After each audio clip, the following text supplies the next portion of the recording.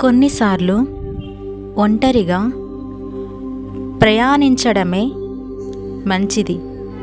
మన అనుకున్న వాళ్ళు కూడా తోడుగా ఉండరు. నీ గమ్యాన్ని నీవే ఎంచుకోవాలి. ఆటుపోట్లు తప్పవు. నువ్వు నడిచే దారిలో ముళ్ళు ఉంటాయి. వాటిని దాటుకుంటూ వెళ్ళాలి తప్ప అక్కడే ఆగిపోకు.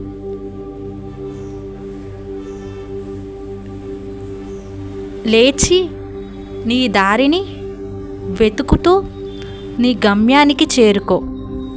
మిత్రమా, సమయం ఆగదు. నువ్వే పరుగు పెట్టాలి. ఈ పోటీ ప్రపంచంలో నువ్వు ఎంత కష్టపడితే అంత మంచిది.